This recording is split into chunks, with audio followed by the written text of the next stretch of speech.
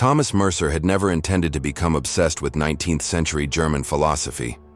As a 32-year-old history professor at Westfield College, a small liberal arts institution nestled in the Vermont countryside, he had built his career on American political movements.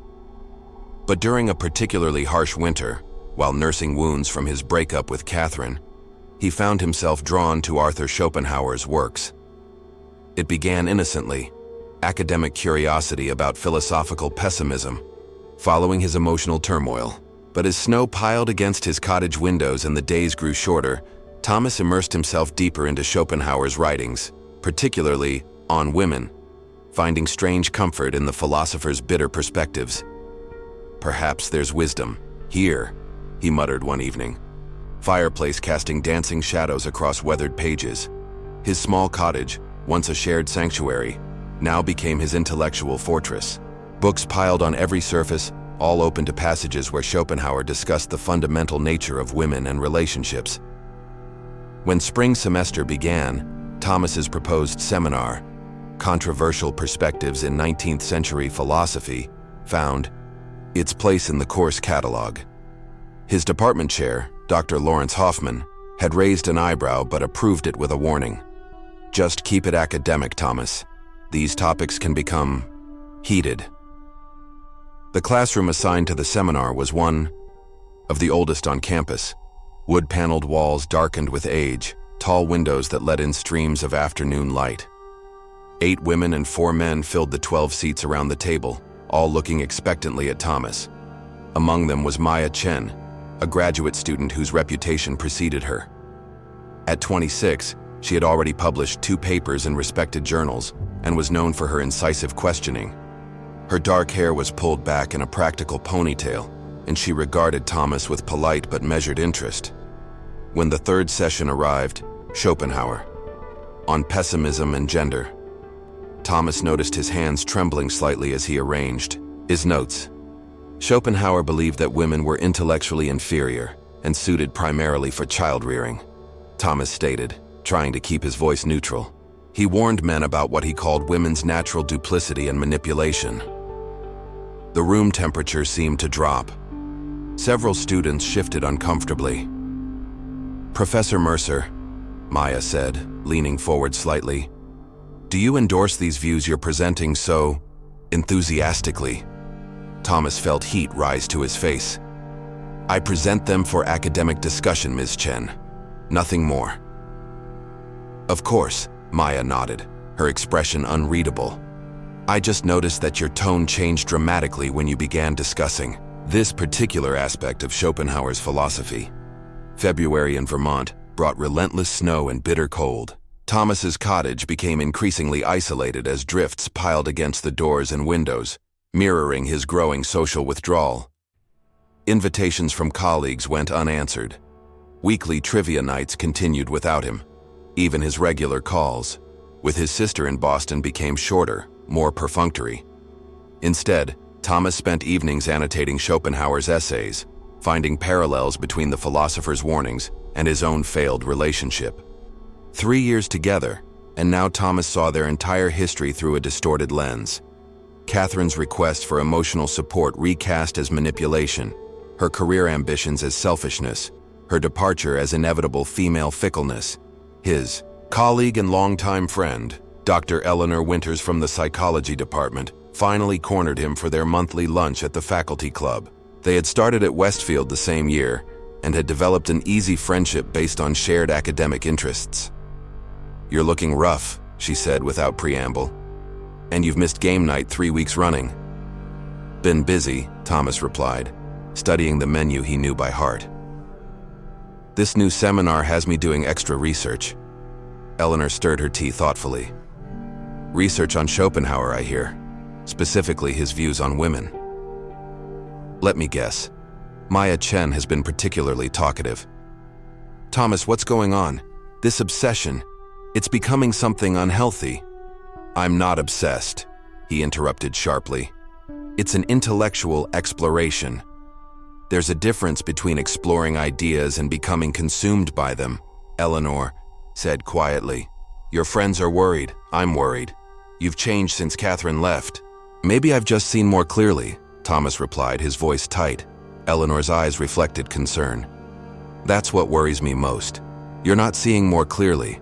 You're viewing everything through the lens of your pain. March arrived with no relief from winter's grip. Thomas announced the upcoming assignment with carefully rehearsed casualness, a formal debate on Schopenhauer's perspectives regarding gender relationships. You'll be assigned positions either defending or critiquing Schopenhauer's views, he explained, distributing the detailed rubric. Maya's hand shot up immediately. Professor Mercer, isn't it impossible and undesirable to completely divorce philosophical analysis from contemporary ethical frameworks? Thomas felt a familiar tightening in his chest. Ms. Chen, philosophers strive for objectivity. Respectfully, I disagree, Maya countered. Complete objectivity is a myth. Every analysis comes from somewhere, including yours. The day of the debate arrived with a small audience of faculty and students gathered. Thomas had assigned Maya to defend Schopenhauer's views, expecting she would struggle with the position. Maya stood to begin her team's defense, making brief eye contact with Thomas before speaking. We will demonstrate that Schopenhauer's warnings about female nature reveal more about his own personal failures with women than any universal truth. Thomas felt his chest tighten as Maya methodically laid out an unexpected argument, neither defending nor attacking Schopenhauer, but contextualizing him as a man whose philosophy was inextricably linked to his biography. His inability to maintain meaningful relationships became projected as a philosophical stance, Maya argued confidently. His warnings about women stem not from insight, but from personal bitterness disguised as intellectual revelation. She proceeded to cite Schopenhauer's troubled relationship with his mother, his failed romantic endeavors, and passages from his private journals that Thomas had never encountered.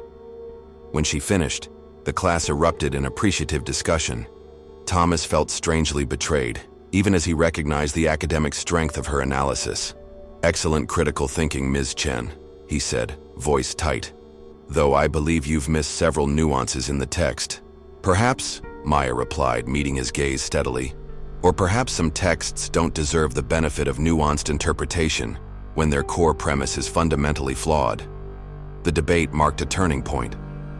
Thomas made an impulsive decision, applying for special access to archives in Frankfurt containing Schopenhauer's personal correspondence. To his surprise, the request was approved quickly, perhaps too quickly. Thomas suspected Dr. Hoffman might have pulled strings, either to support his research or, more cynically, to provide perspective on his increasingly controversial seminar. Approach Frankfurt in early March was cold but beginning to show signs of spring. The archive was housed in a beautiful 19th century building, its reading room a perfect blend of historical architecture and contemporary research facilities. The archivist, Dr. Clara Miller, was a precise gray-haired woman who seemed skeptical of Thomas's project, but efficiently provided the requested materials. On the fourth day, she approached his desk with a small leather-bound volume. "You might find this interesting," she said, her English accented but clear.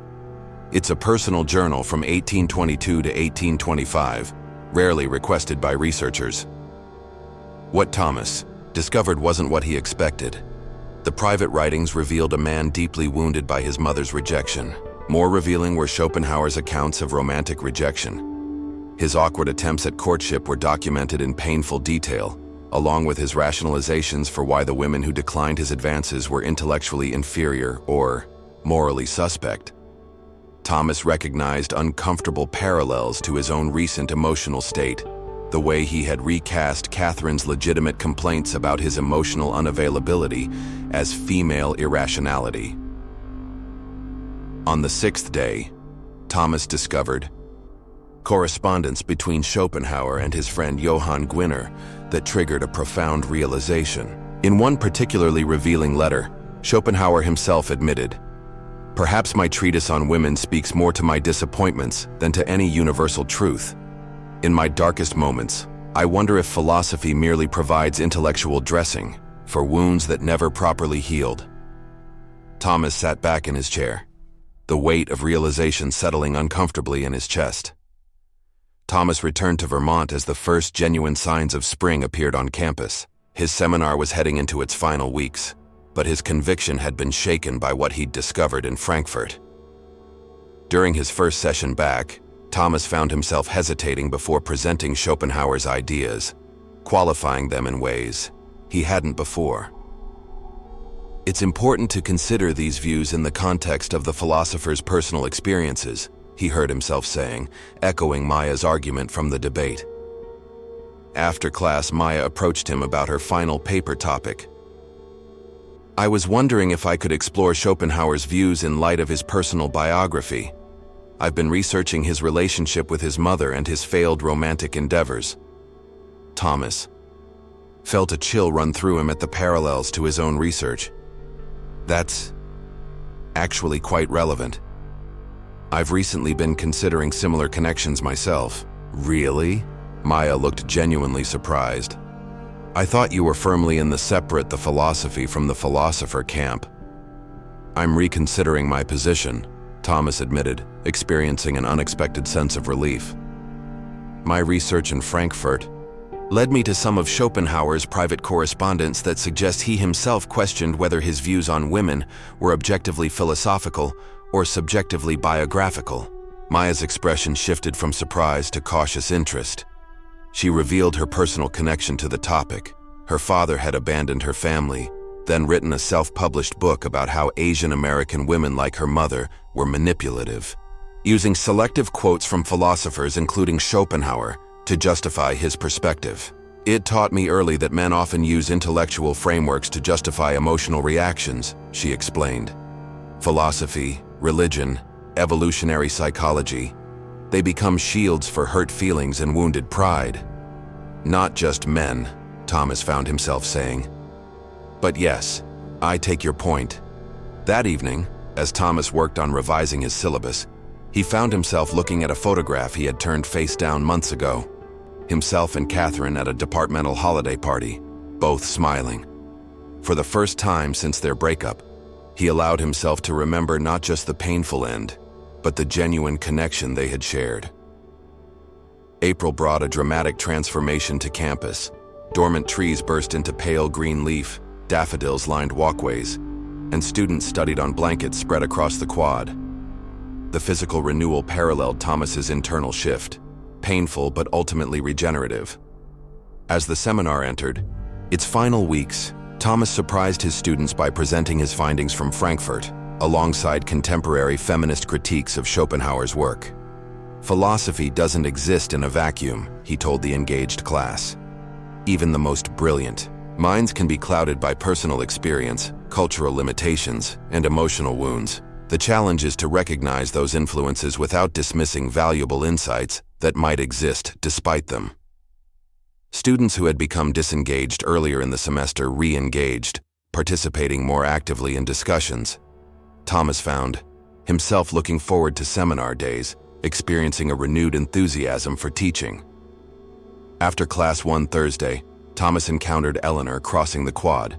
They hadn't spoken since their uncomfortable lunch in February. "You're looking better," she said by way of greeting. "Feeling better," Thomas admitted. "You were right, Eleanor. I was using Schopenhauer as an intellectual justification for my emotional pain." Eleanor studied his face. "Something changed. Frankfurt?" "Yes. I went looking for confirmation and found illumination instead." The final weeks of the semester passed in a blur of papers, discussions, and preparations for summer.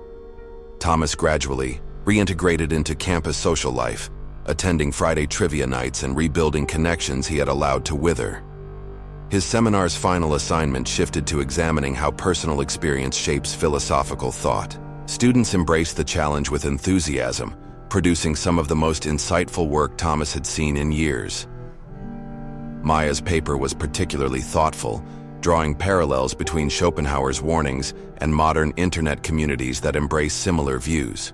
The philosopher's warning about female nature wasn't really about women at all, she concluded. It was about his own inability to navigate human connection and vulnerability. On a warm May evening, as Thomas packed books in his office before summer break, a knock on his door revealed Catherine. He hadn't seen her since their breakup in November. "I heard about your seminar," she said. Eleanor mentioned you had some sort of epiphany in Germany. You've been talking to Eleanor? This was unexpected. Catherine smiled slightly. We've kept in touch. She was worried about you. I was too, honestly. Thomas sat across from her, a strange calm settling over him. 6 months ago, this conversation would have been impossible. He would have been too bitter, too defensive, too wrapped in Schopenhauer's warnings. I owe you an apology, he said simply. After you left, I constructed a narrative that was unfair. To you. I found an intellectual framework that justified my hurt feelings rather than dealing with them honestly. They talked for nearly an hour, and when Catherine finally stood to leave, Thomas felt a sense of closure that had eluded him for months. You know what the real irony is? He said as they reached the door. Schopenhauer himself questioned his own views on women in private correspondence. He wondered if his philosophy was just intellectual dressing for wounds that never properly healed. Sounds like you found the right philosopher after all, Catherine said. Just not in the way you expected. The real warning, Thomas realized, wasn't about female nature at all. It was about how easily intellectual pursuits could become vehicles for unresolved emotional pain.